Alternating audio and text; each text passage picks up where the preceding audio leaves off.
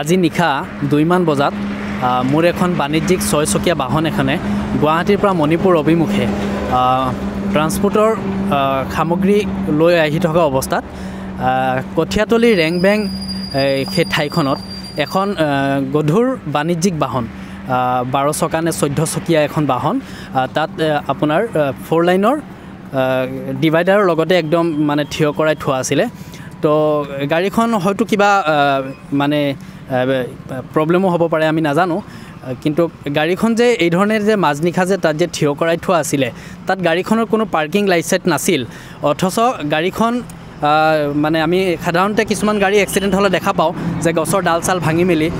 যাতে পিছফালৰ পৰা আহি থকা বা গাড়ীসমূহে যাতে পূৰ্বানুমান কৰিব পাৰে গাড়ীখন কিবা এটা বিকল হৈছে গতিকে ড্ৰাইভাৰে তেওঁৰ মতে গাড়ীখন যাতে নিয়ন্ত্ৰণ কৰিব পাৰে গতিকে ঠিক সেইধৰণে একো নাছিল গাড়ীখনত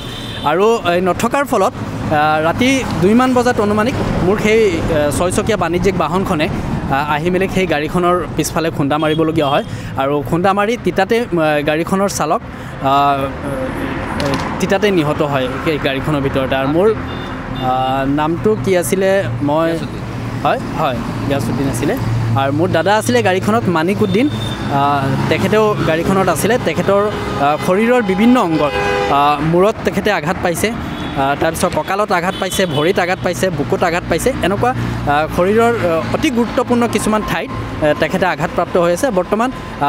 তাৰ পৰা আমি কঠিয়াতলি মানে ৰেংবেং তাৰ পৰা আনি আমি ততাতৈয়াকৈ আমি ডবকা লাইফ কেয়াৰ হস্পিটেলত তেখেতক এডমিট কৰা হৈছে আৰু হয়তো ইয়াত যিমানখিনি সম্ভৱ যে ডক্টৰে ইয়াৰ পৰা তেখেতক ৰিলিজ দিব উন্নত চিকিৎসাৰ বাবে তেখেতে ডক্টৰে হয়তো পৰামৰ্শ দিব ইমানখিনি আমি বৰ্তমানলৈকে ক'ব পাৰোঁ গতিকে আমি পৰিবহণ বিভাগকো আমি অনুৰোধ জনাইছোঁ এনেকুৱা ধৰণৰ বিভিন্ন কমাৰ্চিয়েল বাহন যিসমূহ আছে য'তে ত'তে থিয় কৰাই থাকে গতিকে আপোনালোকে ইয়াৰ ওপৰতে ব্যৱস্থা গ্ৰহণ কৰিব লাগে গতিকে কঠিয়াতলি আৰক্ষীক এই মুহূৰ্তত আমি ধন্যবাদ জ্ঞাপন কৰিছোঁ তেওঁলোকে এই ঘটনাৰ